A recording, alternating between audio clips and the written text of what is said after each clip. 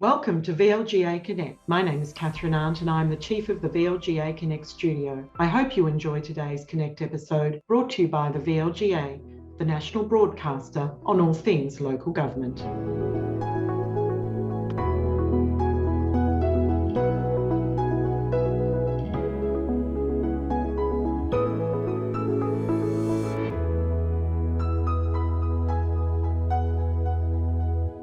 Well, hello everyone, and welcome to the Governance Update. I'm here, I'm ready in the VLGA Connect studio for another Governance Update brought to you by Hunt and Hunt Lawyers. I'm having a little bit of trouble making contact with Steve Cooper. I think he's on the road. Steve, I'm not sure if you can hear me. I can't see you, but you're not. Oh, sorry, I can hear you, Chris. Hold on. Come in, Steve. Oh, there you are. I'm just reading this book, Chris. And where are you? That looks a lovely spot to be reading Ian McCormack's new book. Well, I'm in Darwin. I was told at 7 o'clock this morning, it's very chilly here. It's 18 degrees and feels like 15. At the time we're recording, I think it's probably closer to 20. It's lovely. Yeah, you look like you're doing it tough. What takes you to Darwin, Steve? Well, You're just trying to get away so you can read that book. Well, I'm not sure whether I should read. This is Ian's book about the DNA of great leaders, and I'm stuck somewhere between Aptitude 8, keep your ego in check, and Aptitude 9, make mistakes, move on, which we get a bit of practice at as well. And I'm noticing the hat, and I'm noticing the Paul Kelly T-shirt, and I'm noticing the background too. It just looks so idyllic there, Steve. I'm jealous. Well, that's the one sort of palm frondy thing in the backyard, so I've sort of conveniently located the camera in that direction to give that tropical feel, Chris. Well, I'm just so pleased you've been able to carve out some time out of what's clearly a very busy day for you, Steve, to join us on the Governance Update. Wouldn't miss it, Chris. Thanks for that. So let's catch up from last week. Now we talked a bit about the Scott Morrison Ministries issue and how that all could happen. You've seen the Prime Minister's response this week. Any thoughts on that? I've been a bit distracted about the Prime Minister, Chris, I should say. Why is that? Well, the goings on of this week where the Prime Minister, Anthony Albanese, I don't know, he got a standing ovation at the Enmore Theatre because he was at the Gang of Youths concert. He got a standing ovation for chugging a beer, and I found that rather upsetting. I did. Why are you upset by that? Well, as you know, Chris, I was at the Gang of Youths concert in Melbourne the week before, and I stood up and chugged a bottle of water, and no one could care less. But well, all's right with the world, I would have to say. Well, it just sort of said there wasn't too many listeners of our show at that concert. And I must confess that despite that previous discussion about Gang of Youths, I still haven't added them to my Apple Music playlist. So one of these days I'll check and see what the fuss is about. That's fine, Chris, but just be aware it comes with a language warning, some of those songs. Anyway. Okay. All right. But back to the events with the Prime Minister. Hasn't it been the former Prime Minister, it's been an interesting week. Well, it has. And what have we got now? An inquiry coming to get to the bottom of it. Yeah, we have. And look, I don't know, Chris, let's not get too stuck on it. But I think the thing I find disappointing in the impact for local government is that government runs on conventions and people sticking to conventions, and we're now going to fix a problem by making a law. And it seems to me that that's an endemic issue, that when we have behaviour that isn't up to the mark, that we go and make another law. And in some ways that's not sustainable. What we should be doing is holding people accountable to values and behaviours.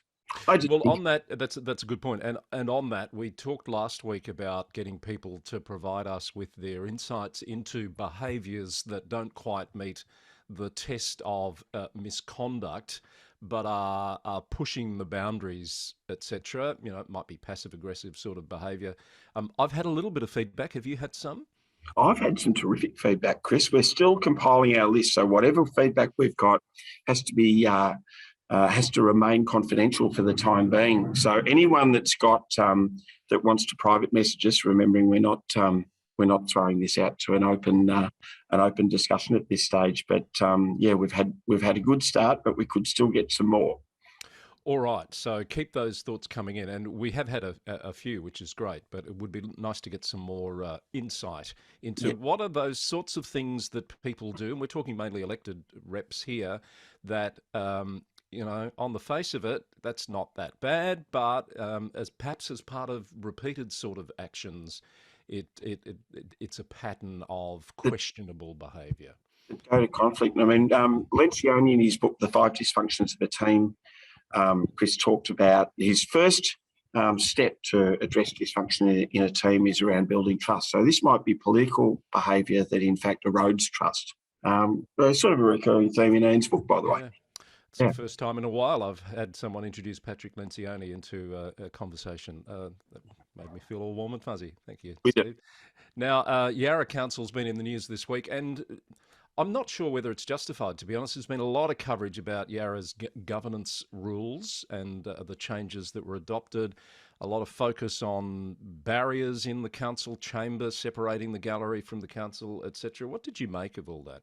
I'm glad you mentioned the two parts of it, Chris, because I thought the row of desks separating the community from the councillor group was like a really interesting image, and I had to think there must have been a reason for that. But certainly the council copped some stick over the sort of the imagery of that barrier being there. As far as the governance rules, Chris, I've got to confess, I thought it was a storm in a teacup. Yeah, I must admit I've had some feedback to that effect as well. And look, if you didn't read the Herald Sun or to some extent The Age or listen to Talkback Radio, you probably wouldn't get all that hype that's gone with it. Mind you, I wasn't at the council meeting. I'm sure you weren't either because you've been travelling. Oh, absolutely. But, and I think we've talked about this before, Chris, that, if a council goes through a process of reviewing its governance rules in relation to the conduct of meetings, what would they say? As surely as night follows day, one of the issues will be that dynamic around how are you going to manage public questions and submissions. And who would have thought that at Yarra there's been a dynamic around how you manage public questions and submissions? Yes. Look, the council makes the point, the rules were put out for consultation. I think they said over 70 pieces of feedback. I've seen some of the feedback which was very supportive. Obviously, we're aware of some of the feedback that wasn't because the press has perhaps given that a bit more coverage. Yarra's not the only council that has had governance rules which have introduced some tweaking to those public sort of participation elements. It's happened at Wodonga, it's happening at Ballarat. There's a whole range of other councils. They're not getting quite the attention that this one got, which is interesting in itself.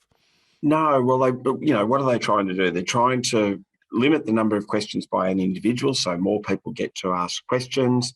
They've dialed it back from 5 minutes to 3 minutes in terms of the time allowed to ask a question, and they're asking that or requiring that the questions be submitted a bit earlier, which means that people will get better answers or answers at all to their questions rather than them just being last minute.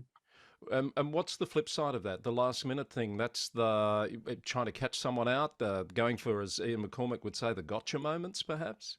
I think it is the gotcha moments. And Chris, having been in this space, that if a question's asked in the chamber, you're bound to provide an accurate answer. And if you can't provide an accurate answer, then we'll take the question on notice. Well, if people are required to submit the questions a little earlier, then there's a better chance that the officers will be able to provide an answer to the meeting. So, Yes. Yeah. as I said, I see it as quite unremarkable, noting that there are numerous other ways for people to raise questions and, have their concerns addressed inside, the complaints mechanisms of the council and externally. Yeah, I think that last point's really, really relevant and well made. All right, let's move on from that. Steve, I'm not sure if you're up to date with the roundup this week. I had Kerry Wilson on the program to talk about the Put Her Name On It survey that's being run through Gender Equity Victoria and Geographic Place Names. All councils in Victoria now should have this survey to try and understand all of the naming that's happened across about 250,000 places and roads, etc. We talked about this coming a few weeks ago on the program. Yeah, Chris, I thought it was particularly interesting, Kerry's point that there are 3 of the 79 councils that have sort of names acknowledging the contribution of women, which is not too many, and 29 with Indigenous names. Well, yes, and lots more named after historical male figures, etc. But it's, as she makes the point, it's not just the council names here. It's about going far deeper and more broadly across street names, road names, I guess monuments, buildings, community centres often get named after local people, etc. The whole gamut. Yeah, and I hadn't sort of realised until I started doing some work with the interface councils a few years ago, Chris, that most of the interface councils, of course, because of the subdivision activity, have quite advanced naming policies and processes because their community would expect that. There might be other councils where this is sort of less important or seemingly significant issue, but the notion of just having a good process to consult and to consider the options are available and the impacts of a naming policy, it is worth a bit of an investment in time, I suppose, Chris. So anyone working in councils, keep an eye out for that survey. I understand it's gone to all the 79 CEOs and it will make its way into the organisation and hopefully is given the attention it deserves, understanding that there's lots of competing interests, of course, and it might take some time. It's a pretty detailed process, I'm sure. Absolutely. It's a long game. Mm. Yeah. Steve, there's been a new alliance of councils formed very recently called the M9. This is 9 inner metro councils with the City of Melbourne at the centre, and they've banded together to work on a range of strategic objectives, and the timing obviously is of interest with a state election around the corner. Oh, and also a new federal government, Chris. So we've talked about this or we've touched on it before when a couple of Northern Victorian councils aligned with a couple of Riverina councils to agree to lobby collectively. So I think there is a definite recognition that if councils are going to lobby, that doing it in a structured way as a wider body is the way to be effective, probably more so than sporadic notices of motion. So for those interested, we'll pop some links in the show notes, but the councils in this alliance are Darwin, Hobsons Bay, Maribyrnong, Melbourne, Moonee Valley, Moreland, Port Phillip, Stonington and Yarra. They're listed alphabetically for fairness, obviously. And their strategic priorities they'll be working on together are active transport, affordable housing, economic recovery, community resilience, waste and circular economy, and renewable energy. Not too many surprises in that list, I wouldn't think. Not at all. And Chris, I love that it's done alphabetically because if in doubt, list alphabetically is usually a good rule. Exactly. All right. Well done to the M9 alliances. There's a smaller partnership that's been renewed this week. I just mentioned this in passing. Albury City and Wodonga councils have been working together in I think it's called a 2 cities, 1 community partnership, which has been around since 2017. They reviewed it earlier this week and they've renewed it this week with a ceremonial signing by the 2 mayors, who I think also work together on radio up there. I think they do. And that's a long-standing partnership between those 2 councils, those cross-border councils, Chris. Chris, there's a bit going on further up the Hume Highway too. Yes, Steve, there is, in a couple of ways. So Cootamundra Gundagai, you might recall we mentioned this, I think, a few weeks ago. A commission report came back to suggest that merged council should demerge, and there's been a local campaign for that to occur for some time. This week, the local government minister in New South Wales, Wendy Tuckerman, has announced that demerger will take place and that will become effective at the next election in September 2024. So there's a conscious and legal uncoupling happening there, Steve. And that's a really big call by the New South Wales government, which had copped quite a bit of political heat over its council merger processes, Chris. So, and you'd have to say pretty unusual for demergers to occur. Probably Mansfield Benalla, the most recent one I can think of in Victoria. Yes, the former Delatite, which existed for a brief period in our history. Snowy Valley's regional council, I understand, is a bit miffed about this, Steve, and you may or may not recall that they'd gone down a similar path a year or 2 back. I think there was even a recommendation from a process that they demerge, which was not supported ultimately by the minister of the day. We've got a different premier and a different minister since then, and I think Snowy Valleys is talking about at least investigating the costs of a process to try and reactivate that demerger option. Oh, there'll be some furious copying of the Cootamundra Gundagai report, Chris, to see what worked there, I'd imagine. Yes, I'm sure. But actually, the difference, perhaps quite considerably, is in the change of minister and premier. But we'll wait and see what happens with that one. Yes? Sorry, are you saying that these things might be personality, not policy-based? Chris, don't you put words in my mouth. Don't you put words in my mouth, Mr. Cooper. I didn't say that. Anyway, things change, as we know, and we'll keep an eye on that. It's all about context. Yes.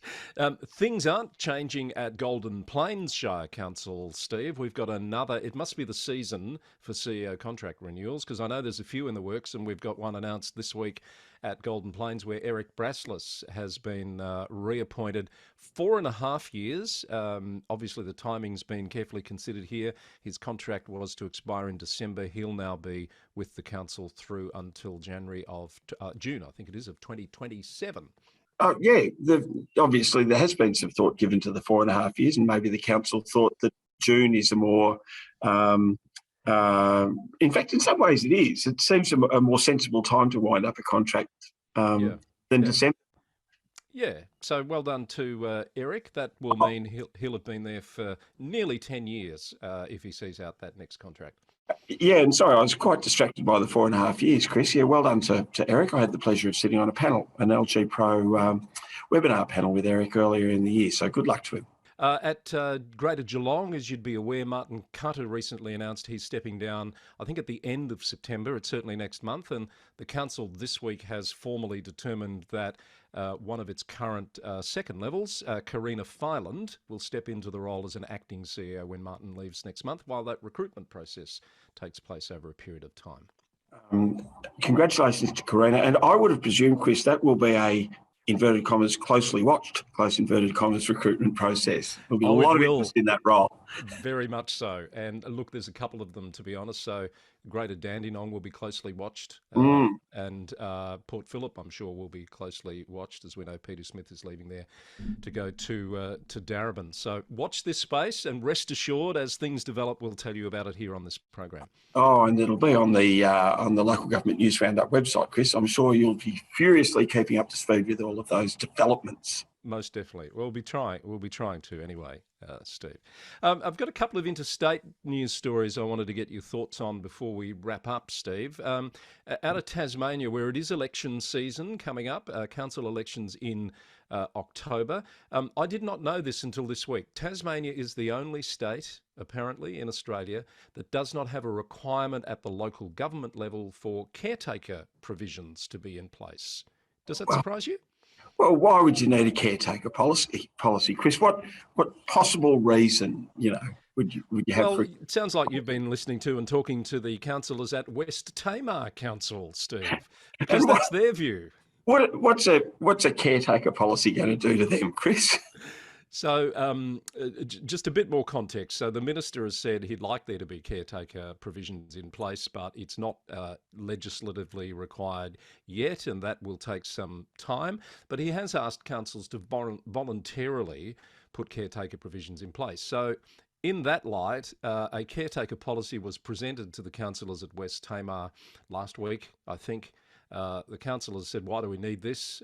Especially one, I think, said that means we wouldn't be able to make any significant decisions in the lead up to the election. So therefore, they've rejected it. I was a bit gobsmacked, to be honest. Oh, it's probably an outrageous sort of policy, Chris, that might, articulate how they shouldn't be using the resources of the council to support their re-election. Well, you'd expect so, and we're not suggesting that they would do that. They're just saying we don't need a policy to tell us how to operate. Thank you very much. Not for a moment. But Chris, one of the things I was thinking about with that is that I believe, and you might have said, the council elections in Tasmania are in October. We're now in August. Always fraught trying to deal with a caretaker policy as you get so close to an election. I've always thought it's a good thing to have as much clear air as possible with sort of decision. Well, it makes sense to think about it after, when it's fresh, after an election, and get it enshrined in a code of conduct as happens in Victoria. Oh, and even if people are acting with the best will in the world, it really supports kind of the public perception that the council has made the decision in the interest of the organisation, not the individuals concerned. That becomes very difficult if you're trying to do it only a few months out.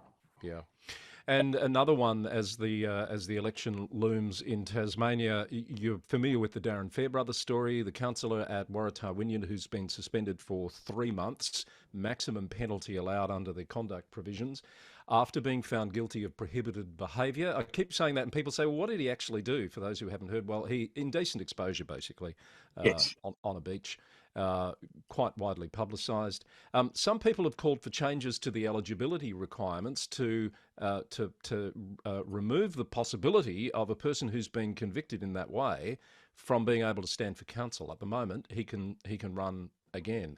The minister has made it very clear there's no time to prepare and consult and introduce changes of that nature before this election. Chris, can we just call it northern exposure at the risk of breaching a copyright in It'd future? be southern. It'd be southern, wouldn't it, Steve? Well, You're up there in Darwin. Yeah, I'm fondly reminded of that rather excellent TV show a few years ago about the fellow who found himself in Alaska. Anyway, I think this is a recurring theme for us. I think there is my sense of this issue is it's really important that we not overreact when things happen and think that we have to legislate. Because when we legislate, we set in place a whole lot of rules, and if there's not the appropriate sort of, legislative impact work done, potentially create a whole lot of other consequences.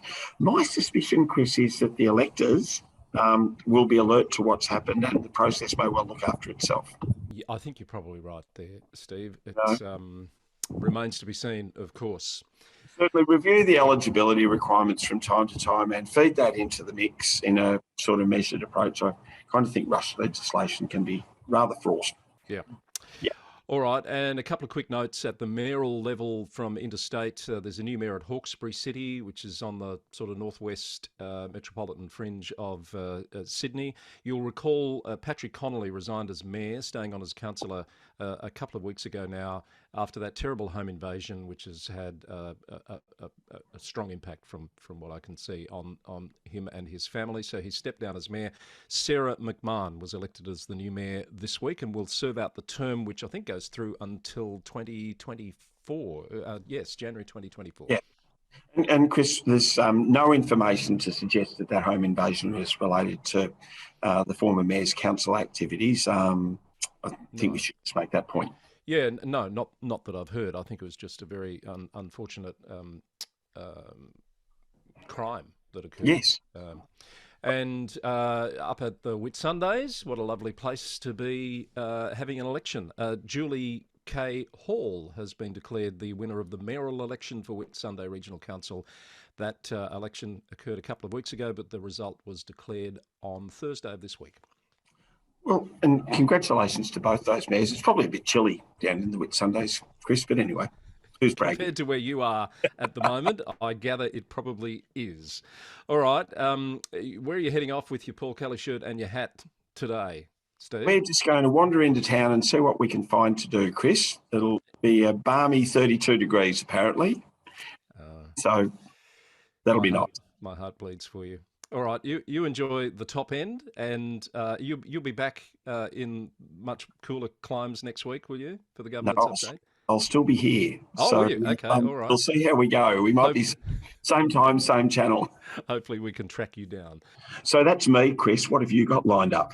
Oh, there's a bit happening actually, Steve. Thank you for asking. Well, our state election series, the VLGA Connect State Election Series, starts today as we record this. Our first session is a live panel with the Shadow Ministers for Local Government and Planning, Richard Reardon and Ryan Smith. There's more to come in that state election series, so look out for that from VLGA Connect and make sure you register on the VLGA website to be part of that. Next week, there's a bit happening. There's a Director and CEOs Forum that LG Pro's putting on that I know Denise, the president of the VLGA, is participating in, and I am as well. I'm looking forward to being part of that and hopefully recording a few chats for VLGA Connect and for the Roundup podcast, Steve. So there's a bit to keep us busy coming up. Look forward to watching those, Chris. That'll be good. Thanks, Steve. You have a great week, and we'll look forward to being back with more VLGA Connect very soon. And thank you to Hunt and Hunt Lawyers, our terrific sponsors here on the Governance Update. Bye for now.